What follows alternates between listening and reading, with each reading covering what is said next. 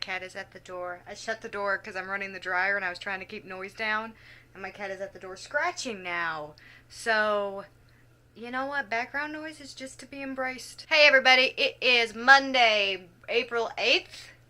And I just finished Mistborn. So, I am definitely continuing on with this series. I am definitely excited to see what happens in the future books.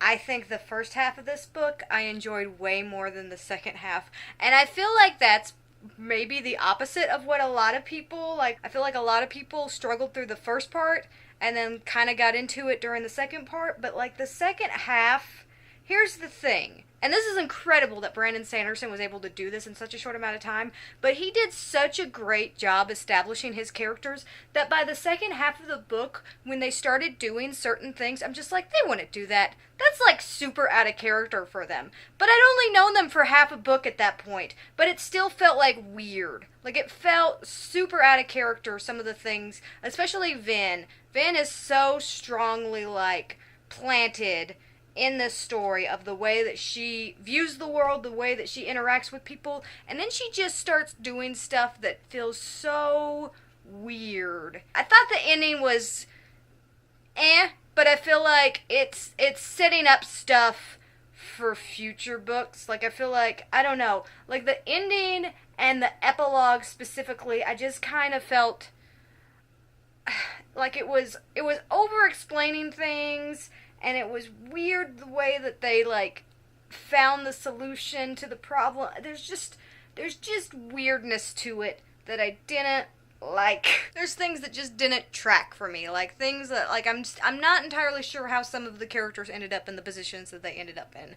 And it may just be a me thing, and it may make perfect sense after I, like, read the series. Or maybe when I revisit the series in the future, I'll be like, oh, that's why, and I just was a dummy. But, like, right now, I feel like there's certain characters that ended up with way more, like, control in the end, like, way more power in the end of this book than I feel like they should have. So I'm not really sure where I want to rank this. This is a fantastic story with fantastic characters. The world building is insane to me, and the world building is the like, masterpiece of this story, because so many of the little details really blend into the world building, and there's so much about the world building that, like, I just latched onto and was able to, like, run with, to the point where, like, at the end, when they were explaining stuff in the epilogue, or, like, or making, like, revelations, I'm just like, yeah, that's been basically what the entire book has been pointing towards this entire time. Why are we being shocked by these things? There's a lot more that I would like to say about this, but it's even more spoiler territory than what I feel like I've already kind of stepped up right to that line. And I don't want to cross it, so I'm going to stop talking about that book. But I did really enjoy it, and I have the second one on hold. But what's going to happen now is I'm going to go full ham on the Once and Future King. I am still, like, not anywhere further along. I'm on page 400. I think I'm on page exactly, like, 400. If I can find my bookmark. I am on page 400. Look at that. You can't because it's not focusing. Look. Look. Look. Look. Yeah, I am exactly on page 400.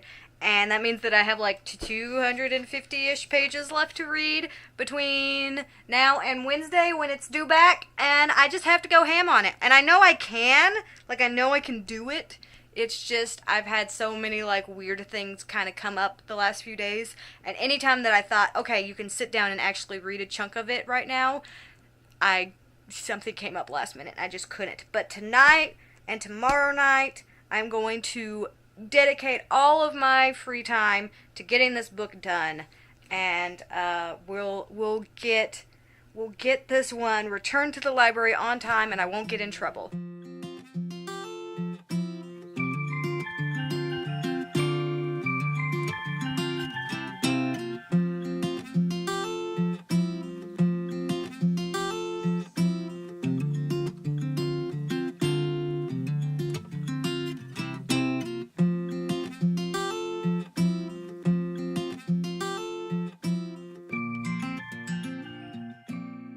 Guys, my cat is so excited.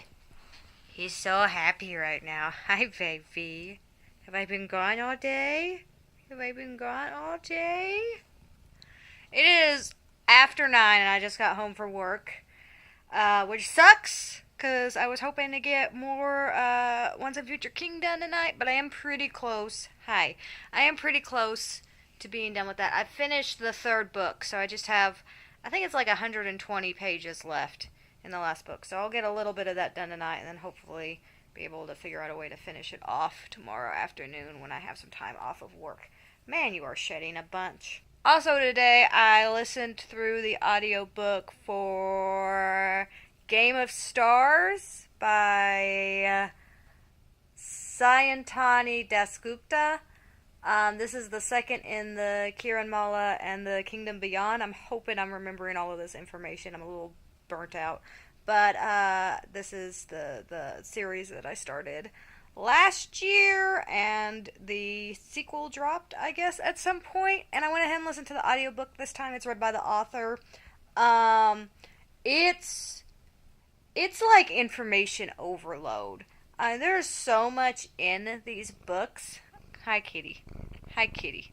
There's so much in these books, and this happened to me with the first one too. Like, when I was going through it, it was like information overload, and I wasn't really sure what to do with everything that this book was throwing at me.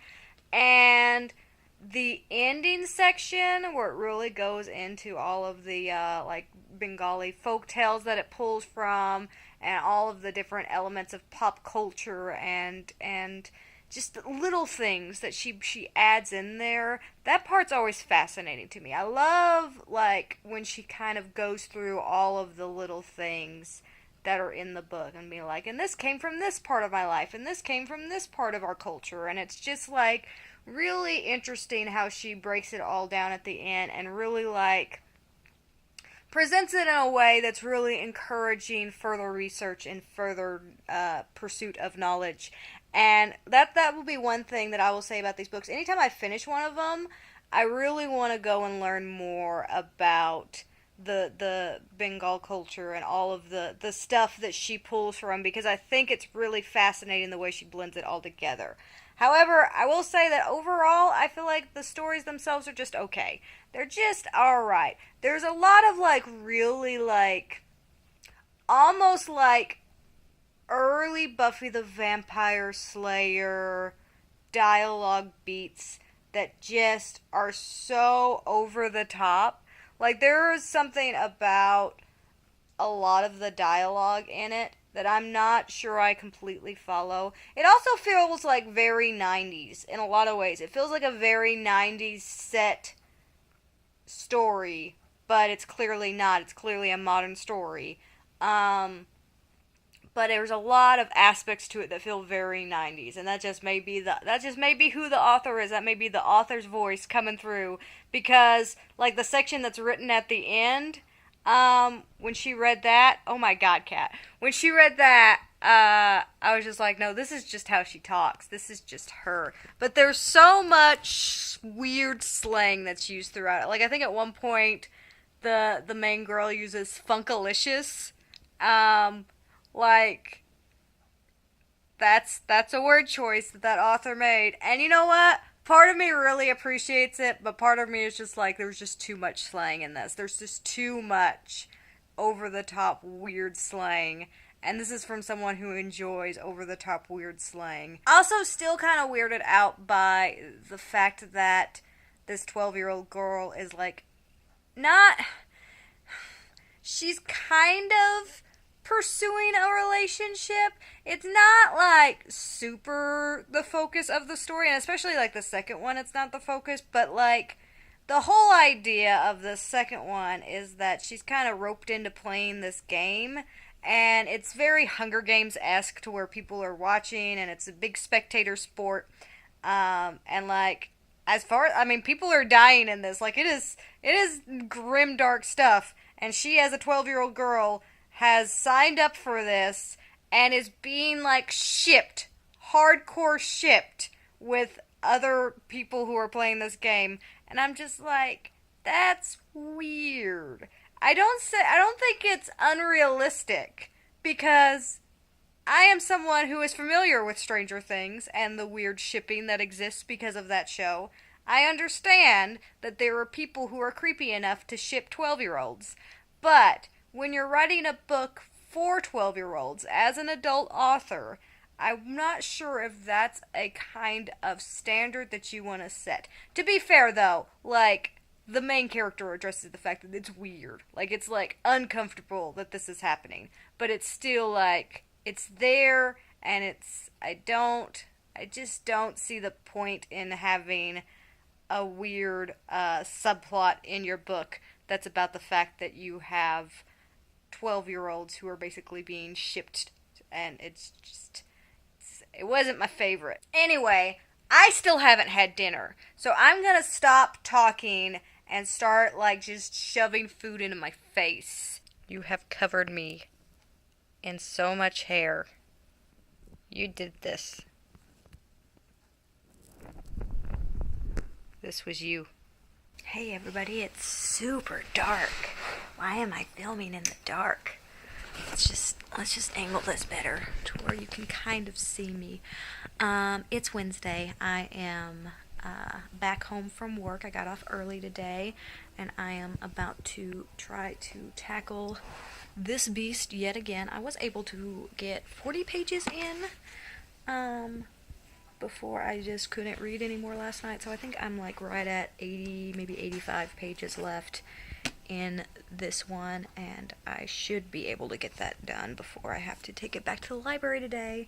I also started His Majesty's Dragon by Naomi Novik, and this is the first book in the Tamier series. I am struggling with names this week, and this is a book that I don't really know a huge amount about still, but as I'm getting into it, it's about like a Navy officer who finds a dragon egg, and when the dragon is hatched, it kind of like imprints on him. It's one of those situations, and so he is now like partnered with this dragon. I'm searching for words, they're not coming to me. And, yeah, that's as far as I've really gotten, but I do remember, because it's kind of already been established a little bit in the book, but I do remember somebody saying that this book deals a lot with the ideas of Western versus Eastern cultures, because there's, like, Western dragons and Eastern dragons, and they're very different in how they behave and act because of the cultures that they were, wrought from. So it's interesting going into this, remembering that little tidbit, because now I'm like really paying attention to any time that there's like any mention of the way that this dragon is maybe different than other dragons because of where it came from, and that's super rad. I'm enjoying that. It's a little slow to start off with. It's got a lot of setting up the set pieces, which you expect from fantasy. And I've come to enjoy and appreciate that when I start a new fantasy series, of that, like, that first date experience with this book, and trying to get to know it a little better. But that I'm like a couple hours into the audiobook, and yeah, I'm excited. I think it's just a trilogy, which is part of the reason that I'm excited, because it shouldn't take too long to get through. They're actually pretty quick reads. So I've got that one that I've started, and I'm gonna finish Once and Future King. I'm doing that whole, like, theater loud whisper thing because my roommate's asleep because she works nights. So I'm probably gonna go outside and read, because it's a beautiful day, and I wanna just lay in my hammock and read Once and Future King. Unfortunately, though, the cat has other ideas. The cat wants me to stay inside with him. That was beautifully timed.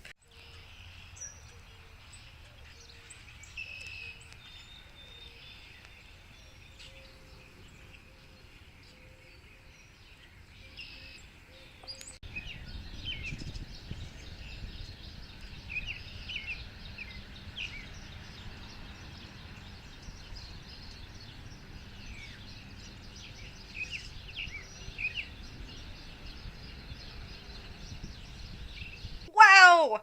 Wow! The last chapter is so amazingly good. There is so much in that last chapter to unpack, Like, I feel like I could read that last chapter like 5 times in a row and still be like, this is the best.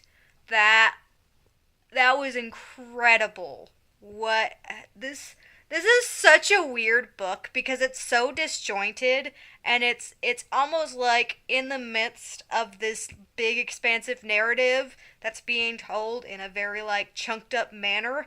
There's also like these really interesting essays, and that's like some of this book really reads like an essay. Like there's a lot of like literary allusions throughout, and like T.H. White just flat out says, hey, this is like information that you can go and read in Lamort the Arthur, but you're not going to find it here. But in case you want that information, go read it there. Like, it is like written in such a fourth wall breaking way that you're never really like fully immersed in the story except for like certain sections where the narrative just takes such a hold of you.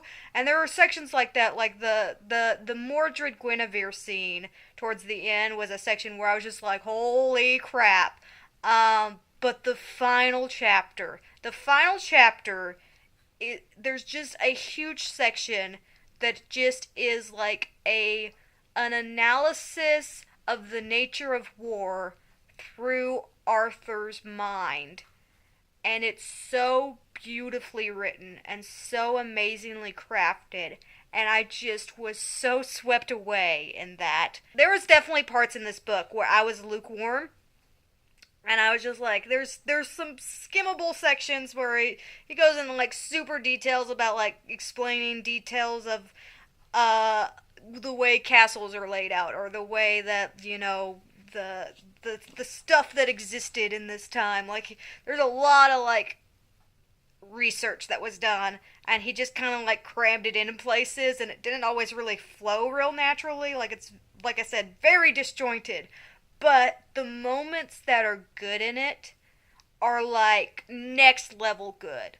Like, there's such a weird disparity for me because there's parts of this book that I was just like, God, this is just taking forever to get through. And then there are parts of this book that I was so immersed in.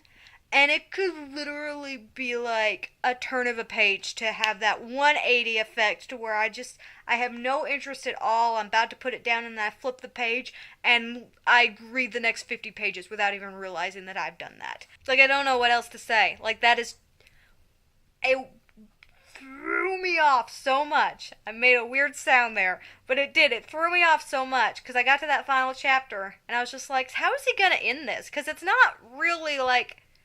It's not concluded, so if he's just like throwing like a bunch of summary stuff in there and just like, and then this happens and this happens, I wasn't about that.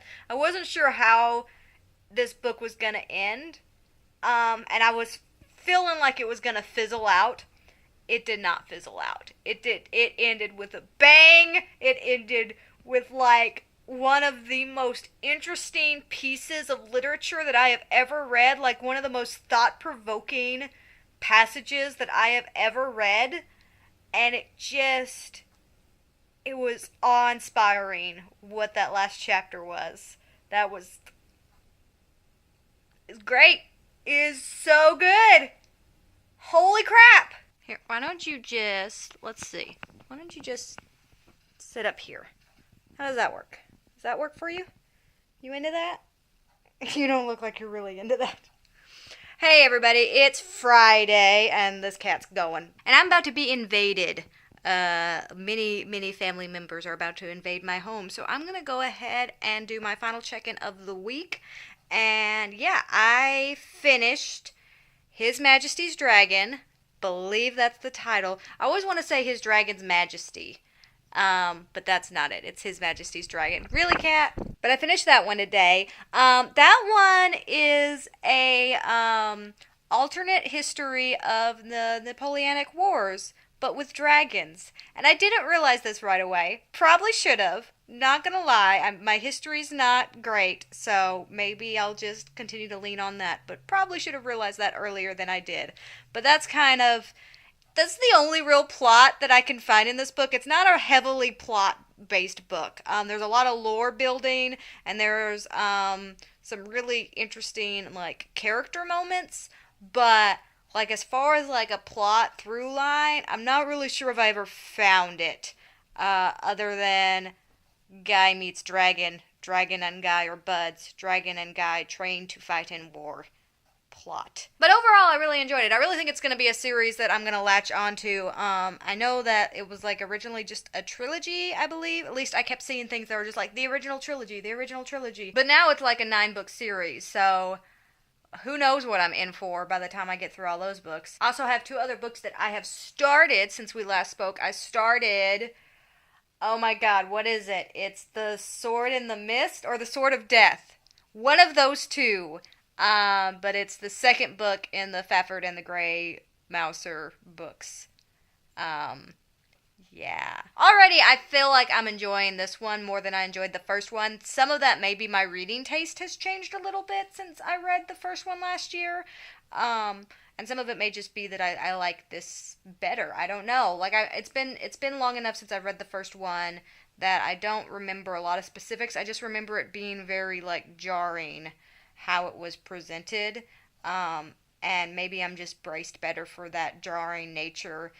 Because I think the first one was really like a bunch of like little short stories that kind of just got cobbled together into a book and wasn't really written together as a single cohesive story. Maybe, I don't know. I don't really know a lot about Fritz Leiber, but I do know that I feel like it's a good foundational piece if you're wanting to be someone who reads all of the fantasy like I want to be. I also started The Last Wish by Andrzej Sapkowski? And I never really know how to pronounce that name. Hopefully that's close enough that I'm not horribly offensive. But yeah, this one's really like a collection of short stories. That's what it is. But I knew that going into it, so it made me feel like a little bit stronger about going into it. But it's kind of a weird nature in which these books are presented, because the first book is like a collection of short stories, and then I think the second book is even a collection of short stories before you really get into more of your like novels. The way that they're published here in the States, they're like numbered on the side, but the books that you should start with, like The Last Wish is the book that you need to start with, it doesn't have a number on it at all. It's just a collection of short stories. And yeah, I don't know. It's all over the place. It's really confusing. There's people who have made much better videos and explanations for the reading order for that, so I'm not going to like try to spell it all out in a random closeout check-in for a vlog that I have probably rambled in enough already. But that's really good so far. It's very fast-paced and it's very like dialogue driven, and I've heard that going into it, but like I noticed like there's just a lot of dialogue. I'm listening to the audiobook and it's going fast. It doesn't hurt to have a little bit of a understanding of the lore, at least because of the video games. I know that a lot of stuff was changed for the video games and it doesn't match up to the books at all, but just having that little bit of understanding of the lore helps quite a bit going into it, because I already have a basic idea of what a Witcher is. I have a basic idea of what some of these things that he's fighting are. And so that kind of helps with all of that understanding. And so it was a really easy book for me to pick up and get into, and it's moving quickly, and I'm enjoying it a lot. I don't know, like, should I do a plot summary on that? Witcher, it's about a guy who's a witcher, and he hunts, like, paranormal things. And it's just his journey, I guess. I don't know what the books are. Like in the video games, you're just playing the dude and he's just going around and helping people and killing things, and that's what you do in video games. But I don't know how the books are comparatively. So we shall find out together. But that is it for this vlog. I'm going to rapidly try to edit as much of this as possible before I get invaded, and then you'll see me in the next vlog.